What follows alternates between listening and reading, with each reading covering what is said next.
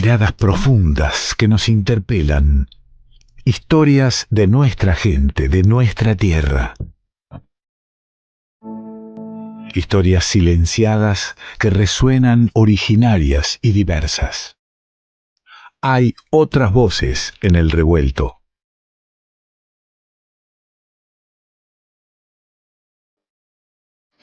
Otras voces, otras miradas que acerca mi querido Santi Durante. Muy bienvenido. ¿Cómo estás, Ale? ¿Qué dice? Qué gusto estar acá. El lingüista de cabecera de este programa, el profe universitario. Inmerso en época de parcial, así que... En época de parcial se vino hasta acá porque además estamos cerrando año. No quedan poquitos programas. Hoy es tu última columna de este Mi año. última columna, me despido, un hasta pronto con los sentados. Absolutamente. No, pero qué lindo año, ¿no? Sumamos cara.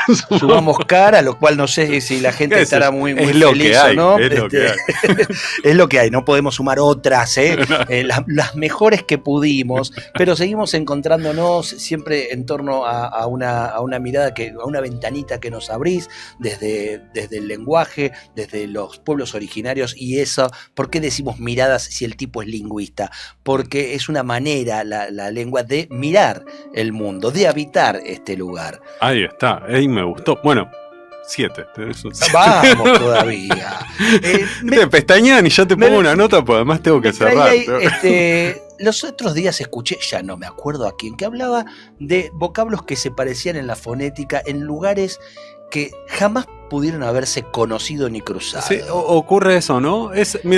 ¿Cómo ocurren esas cosas? Mira, ¿Cómo es que se parece un vocablo de un lugar con otro que es imposible prácticamente que hayan tenido un cruce? Mira, es una excelente pregunta que me parece que es un tema que puede disparar algunas reflexiones y algunos datos que traje, que es ¿por qué cambian las lenguas o por qué se parecen las lenguas, ¿no? Son como las dos caras de lo mismo, ¿no? O sea, ¿por qué se diferencian o por qué se parecen también? Podemos elucubrar, ¿no? Podemos pensar razones por las cuales las lenguas pueden parecerse unas a otras, ¿no? Siempre tenemos igual la casualidad, también puede ser, ¿no? Pues nuestro aparato fonador, o sea, nuestro sistema que emite sonidos, y algunos sonidos son los sonidos del lenguaje y, bueno, podría ser que alguna palabra se parezca por mera chance, ¿no? Solo por casualidad. Sin embargo, eso no es decir demasiado, así que tratemos de dar una respuesta un poco más sofisticada. Si decimos por casualidad y cerramos ahí. Me paro y me voy. Qué buena explicación. Mira, se parecen por casualidad. Porque sí, claro, qué sé yo. Pero no, ¿por qué puede pasar además de la casualidad? Además de la casualidad. Hay algunos motivos, digamos, o algunas motivaciones que puede tener. La primera es la motivación genética.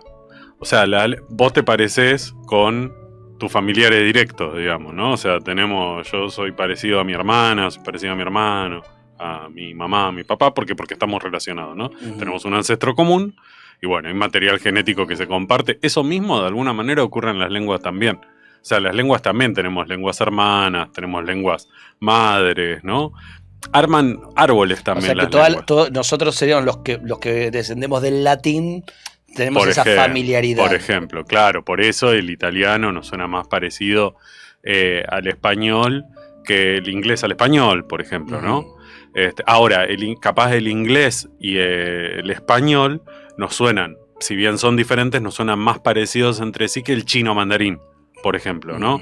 ¿Por qué? Porque hay un ancestro común ahí que es el indoeuropeo, ¿no? Unas son romances, vienen del latín, las otras vienen más de las lenguas sajónicas, pero arriba tenemos un ancestro común, ¿no? Como un tatarabuelo que es el mismo, ¿no? Diferente de las lenguas siníticas. Y se da ese árbol genealógico que se va abriendo a tal punto que nosotros tenemos incorporado en nuestro lenguaje, en el argentino, si le pondríamos un nombre, vocablos que vienen de las lenguas originarias, que en Europa les sonarían raros. Absolutamente. Y ahí podemos pasar a el próximo de los motivos por los cuales las lenguas se pueden parecer entre sí, que es la cuestión areal. Las lenguas se parecen por contacto, y esto es algo que me parece que es central para lo que quiero que charlemos hoy. Las lenguas que están en contacto se tienden a parecer o tienden a incorporar, a prestarse palabras, prestarse y un lugar formas de simbiosis ahí. Ahí. Claro. Eso se da, por supuesto se da en el contacto entre lenguas de pueblos invasores, colonizadores, como el español, por ejemplo, en relación con los pueblos originarios, y también entre las lenguas de los pueblos originarios. Por ejemplo, ocurre en el Chaco, el Chaco área, ¿no?, geográfica, no necesariamente la provincia, pero la provincia es parte de esa área geográfica, que hay lenguas indígenas de diferentes familias lingüísticas, o sea que no están emparentadas. Algunas están emparentadas, otras no, pero inclusive las no emparentadas tienden a parecerse un poco. ¿Por qué tienden a parecerse? Porque conviven. Porque conviven. Porque un señor wichí se casa con una señora tapiete. Y ahí, ¿qué pasa? Y bueno, charlan, entre otras cosas. Y la maravilla de la lengua, porque las lenguas son sustancia viva, no materia inerte, ¿no? Que es algo ideológicamente muy cargado sobre las lenguas originarias. No siempre las lenguas originarias nos las quieren fosilizar, nos las quieren plantear como un resabio del pasado, y en ese caso entonces son monolíticas y no cambian. Y eso no es verdad. Las lenguas originarias están en constante cambio, del mismo modo que el español está en constante cambio. Si no, pongámonos a leer el Cantar de Mio Cid, por ejemplo, ¿no? Siglo XIII, y vamos a entender poco, ¿no? O sea, con un poco de onda se puede, pero... Sí, pero nos va a molestar. Pero nos va a molestar. Eso, ¿por qué? Porque la lengua esa cambió mucho. Las lenguas originarias también cambiaron mucho, ¿no? A la vez también se pueden parecer tipológicamente, eso es algo un poco más técnico, pero las lenguas se parecen también si tienen estructuras similares, porque las lenguas...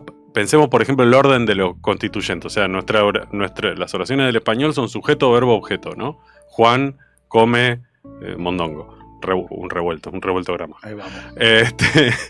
Pero hay otra que puede decir revuelto gramajo come Juan, Juan come, ¿no? Entonces, bueno, esas son posibilidades lógicas, son posibilidades tipológicas. Entonces, las lenguas también se van a aparecer si se ubican en uno de esos lugares o no. De cómo se arman la frase. Efectivamente. Bueno, y a partir de eso, ¿no? O sea, tenemos el fenómeno, digamos, del que me parecía que era interesante que hablemos, que es el del contacto de las lenguas. O sea, las lenguas que cambian porque están en contacto unas con otras. Y ese es un gran motor de cambio de las lenguas, porque las personas están en constante contacto unas con otras, los grupos humanos también, hay migraciones, hay un montón de cosas, y eso impacta en las lenguas, y podemos leer también esas vinculaciones humanas, las podemos leer en las lenguas mismas, si vemos las lenguas a través del tiempo, ¿no? Que además es la situación de contacto, es la situación, digamos, más general de las lenguas indígenas en América, porque tenemos algunos casos de lenguas o de hablantes completamente aislados, que por ahí no, en el Amazonas, o inclusive con los que traje algunos datos, que son los ayoreo, con los que yo trabajo mucho, tienen estas situaciones de aislamiento, pero son muy poquitos. Pero en general, los pueblos indígenas, en Argentina, por ejemplo, son pueblos en contacto. O sea, los hablantes en general no son monolingües de su lengua indígena. Tienen algún grado de bilingüismo, ¿no? O sea, con español o con otra lengua indígena, ¿no? Claro. Mucho que ocurre en Paraguay, que por ahí la lengua de comunicación es el guaraní, pero es el pueblo guaná, por ejemplo, ¿no? El pueblo guaná, algunos hablan guaná, poquitos, pero la mayoría habla un guaraní, ¿no? Ese contacto entre las lenguas es una característica general del lenguaje humano, porque es una característica general de cómo viven las sociedades Esa humanas, mezcla ¿no? de cultura que se da, por supuesto, en las lenguas, en las costumbres de vida, en la música. Absolutamente, claro. Todos nuestros géneros, ¿no? O sea, la décima, ¿no? Uno puede rastrearla. Por eso cuando ¿no? alguien habla de la tradición pura de un género, no está entendiendo que esa tradición que hoy dice que es pura en algún momento viene de una mezcla, ¿no? Totalmente. Viene de la diversidad. Y Claro. bueno, y el que dice también esta palabra se dice de esta manera y no me la vengan a cambiar, esa palabra también está viva y viene de una historia Efectivamente. de diversidades. Totalmente. Pero además es súper interesante lo que traes, porque las instituciones que por ahí uno piensa más centrales de pensar, porque la Real Academia Española, por ejemplo, ¿no? Tiene un poco esta mirada, ¿no? Que dice limpia, fija y de esplendor. ¿Viste? Dice eso que parece no quiero decir marcas, pero es un desodorante de pisos, parece más que una institución. ¿Cómo es? Real Limpia, Academia Española. Limpia, fija y da esplendor. ¡Pah, la mierda! O sea, ¿no? Es un producto de limpieza. Pero, o un fijador de pelo también, ¿no? Pero es algo muy alejado del lenguaje. Pero este se debe fijar, ¿no? Y no se puede fijar. No se puede fijar. O sea, las lenguas están cambiando todo el tiempo, ¿no? Y bueno, y de eso se trata. Se me ocurrió traer algunos datitos sobre cómo cambió esta lengua que yo trabajé mucho, ¿no? El ayoreo, una lengua indígena que se habla en Paraguay y en Bolivia. Y en particular, en relación a lo que técnicamente llamamos la combinación de cláusulas, pero lo que en la escuela nos decían la subordinación y la coordinación. ¿Te acordás? No. No pasa nada. Es poner oraciones adentro de oraciones, ¿no? Claro. Si yo digo, o sea, yo puedo decir, Juan come un revuelto, puedo decir Juan escucha revuelto, o puedo decir Juan come un revuelto y escucha revuelto, ¿no? O sea, ahí estoy combinando dos oraciones. Eso es la coordinación, porque están como en el mismo nivel, y la subordinación es cuando una está, digamos, adentro de la otra, ¿no? Juan come revuelto cuando escucha revuelto, ¿no? Entonces, ese cuando escucha revuelto te está dando una información temporal sobre la oración principal. Ahí tenemos una oración principal y una subordinada.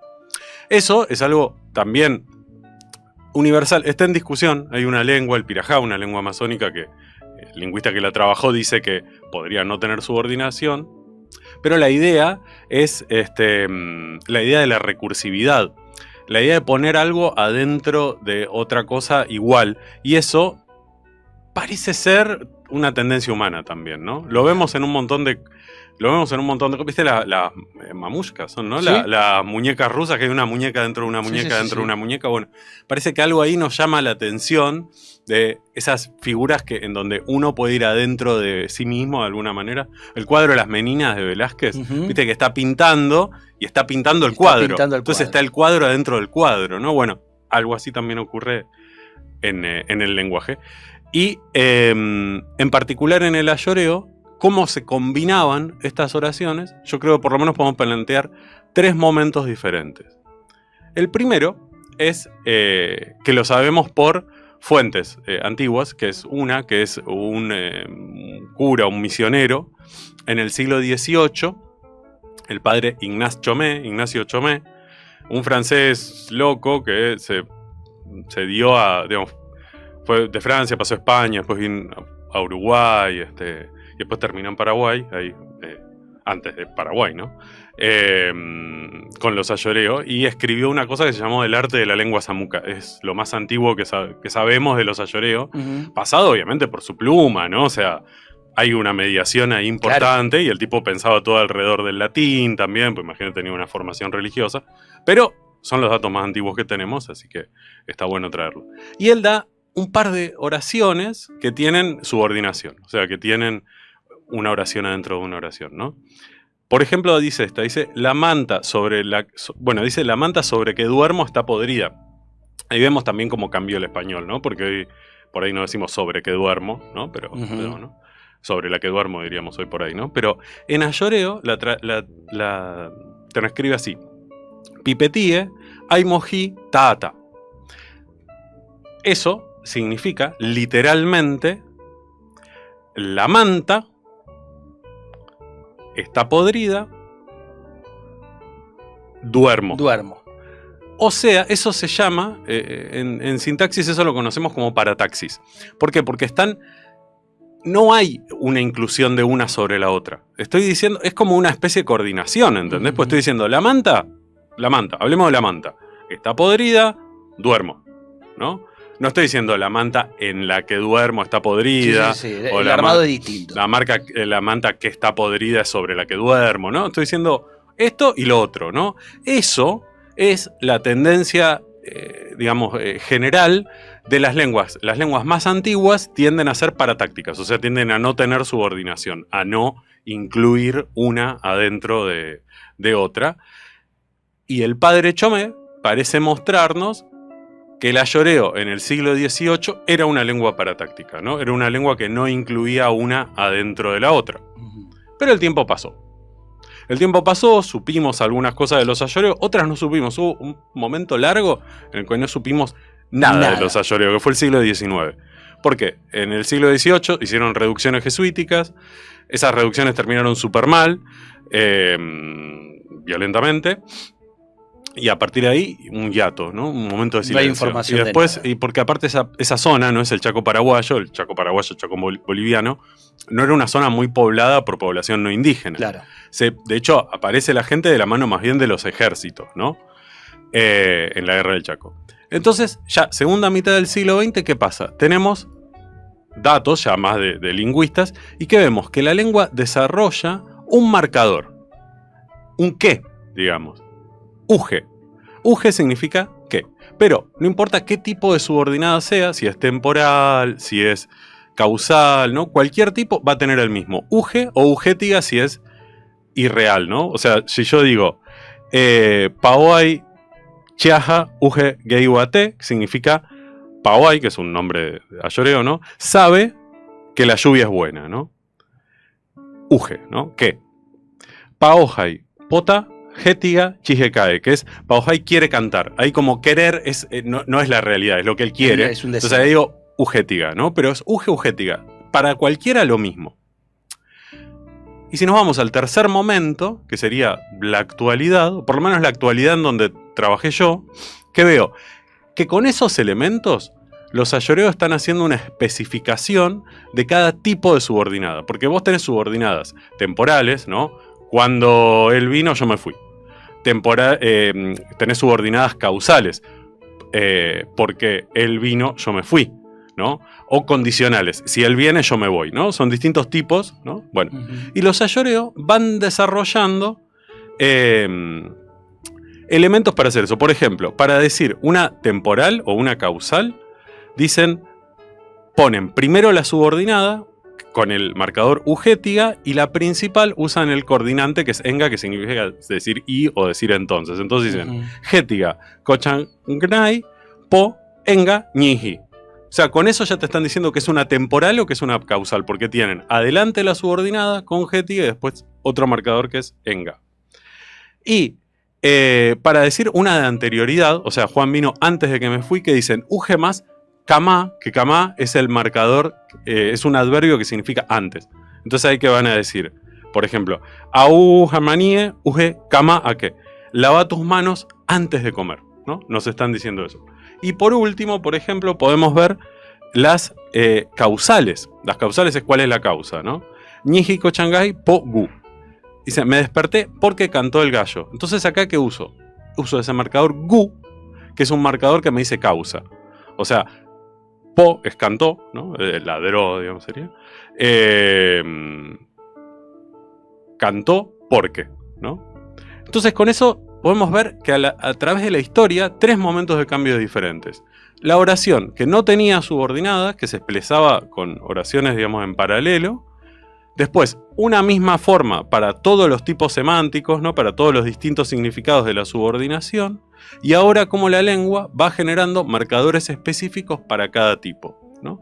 Con eso nos podemos ver la lengua como como sustancia viva, ¿no? Como algo que va cambiando todo el tiempo. No solo la lengua, sino todas las lenguas. Todas las lenguas. Sobre todo hablar de las lenguas originarias que, como dijiste al principio, creemos o damos por fosilizadas. Efectivamente. Y no solo están, sino que están en cambio. Están en cambio y claro, y un cambio en proceso, ¿no? En proceso. Lo que también nos da, ¿no? Como charlamos la otra vez, también esa perspectiva de futuro de las lenguas. O sea, así como cambian, van cambiando y seguirán cambiando ¿no? Y ese será el futuro de las lenguas. Querido amigo, siempre bienvenido. Será hasta el próximo ciclo de Revuelto, que no está terminando hoy Revuelto, insisto, pero los columnistas van despidiéndose porque tienen una salida cada tantos programas y hoy sería el último de Santiago Durante con todo gusto. Es el último. Bueno, sí, un gustazo para mí siempre participar del Revuelto, ser un ingrediente más y bueno. Nos reencontraremos con la oyentada en la próxima temporada. Es Santiago Durante, lo escuchaste acá, en Revuelto.